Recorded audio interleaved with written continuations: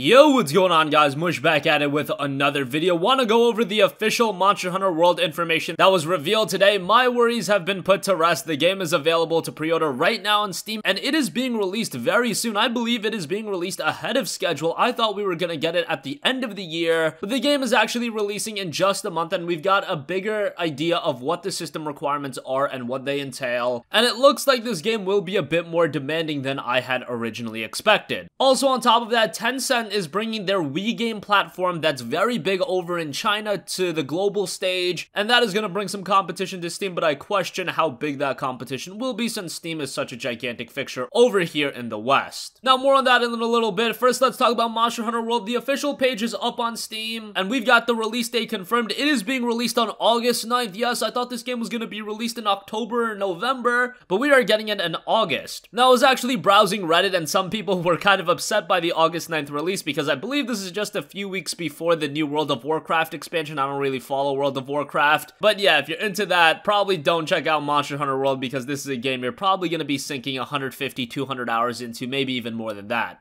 Another thing, the Steam listing does have the game priced at $59.99, so that's a little expensive in my eyes. This game was just, and I believe is still available for $29.99 for the PlayStation 4. GameStop had a little sale, and I saw the game was $30. We are paying a premium $60. I was expecting it to be priced at $60, but man, I would have at least appreciated a $49.99 price tag, or God forbid, a $39.99 price tag. I mean, the game is nearing 6 or 7 months old by the time this version is released, and I know this version is going to be a little bit better, but still, we had to wait so long. It would have been nice if we could have enjoyed the game at a little bit cheaper of a price. I'm sure it'll be available a little bit cheaper through a third-party e-tailer, but nonetheless, $59.99 is the base price. Also, the system requirements that I talked about yesterday were in fact accurate. They're a little bit more in-depth right now, so I'll go over it again really quickly. Minimum requirements has an Intel Core i5 4460 at 3.2 GHz and an AMD FX 6300, so they've added all the AMD stuff. 8 GB of RAM minimum, GTX 760 or R7 260X. And then on the recommended side of things, you're looking at an Intel Core i7 3770 at 3.4 GHz, a Core i3 8350, so if you have one of the newer i3s, you're covered at 4 GHz, or a Ryzen 5 1500X. 8 GB of RAM is also recommended. For the GPU, you're looking at an NVIDIA GeForce GTX 1060 3 GB or an AMD Radeon RX 570X 4 GB, and then 20 GB of storage space. Now, why is this game more demanding than I had originally thought? Well, it's because that they specifically state that the recommended requirements is for 1080p and 30 FPS when graphics settings are set to high. Now, I don't know if high is the max, but usually high isn't even the maximum requirement. There's usually a very high or ultra setting. Some games even use high as like a middle setting. I don't think that's the case here, but yeah, the majority of games don't cap out at just high. They usually go to very high and then ultra. With this, it sounds like it's gonna be high, and then I would imagine that there's gonna be a tier even above that. So with a 1063 GB, you're playing at 1080p and 30 FPS. That sounds kind of bad, to be honest, but hey, maybe I'm being a little dramatic. And by the way, for the minimum requirements, they're saying 1080p 30 FPS when the graphics settings are set to low. So if I'm playing this game on PC, I want to be getting 60 frames per second, so with the 1063 GB, you're at the point where you're setting the graphics settings to medium. Maybe they're being a little bit conservative with these requirements. I hope that's the case, because the 1060 playing the game at 30 FPS at high, that just doesn't sound very good. But we'll know soon enough, as the game is being released on August 9th, $60, and then there is a deluxe edition available for $70, and it has some extra content. Next up, I quickly want to talk about Tencent's Wii Game Platform and it pushing to go global. Tencent is the largest video game business by revenue, and it's based in China. They had their holding conference in Hong Kong, and they announced that the Hong Kong version of Wii Game is now under development, and this version will be available for overseas users, and we will use this platform to bring more Chinese games to the global market. Now, that's very nice, getting more games over here, but considering the juggernaut that Wii Game is, this actually poses legitimate competition to Steam. Now, at the same time, Steam has become such a juggernaut that we've seen platforms like Origin, Uplay, they haven't even put a dent into Steam, and they really haven't even tried. I guess you could say Origin has tried, since their games are exclusive to Origin. With Uplay, you can still buy their games on Steam, they just run through Uplay as well. Tencent, if they are bringing Chinese games over and they're going to be exclusive to that platform, I could see the platform gaining some traction that way, but as far as new release games, indie titles, and things like that, I don't see them posing much of a threat to Steam. Origin really had to do their own thing to make an audience of their own. They're releasing the EA games, and those games are pretty big. With games like Battlefield 5 and the upcoming Anthem, that will sell people to use Origin. And with services like Origin Access and the upcoming Origin Access Premier, that really rounds out that service well, and it is an alternative to Steam, not something that directly competes with Steam in my eyes. And with Wii Game, from a global standpoint, I would think you would have to do something similar, that you can't really try to outpace Steam at this point. You can sell games that are offered on Steam, sure, go ahead, but if Tencent's bringing the Wii Game platform over here in attempts to overtake Steam, I just don't think that's gonna work out very well. But as another option, I see nothing wrong with that, and as they said, localizing more Chinese games over here to the States would be very much appreciated. Even if they're games that I'm not super interested in, there are always gonna be an audience for those games, and it would just add more depth to the PC library. So that is gonna conclude this video. Let me know your thoughts on Monster Hunter World. Is this a game you're gonna be picking up on release August 9th, $59.99? System requirements has me a little scared at this point. While I'm happy the game is on Steam, these system requirements are looking a little bit high now that it's been clarified that the recommended requirements are for 1080p and 30 FPS. Nonetheless, we'll find out soon enough how this game is going to run. It is being done by Capcom, and they took their time with this port, so I imagine it's going to be a pretty good port, but we shall see very soon. And let me know your thoughts on Tencent bringing their Wii Game platform over here to the States. I'm not really familiar with a lot of Chinese game offerings, but if you guys want to see any games being localized, let me know in the comments section down below. And if you guys have a request for a future video, you can leave that in the comments as well, and I will catch you guys in the next one. Peace out.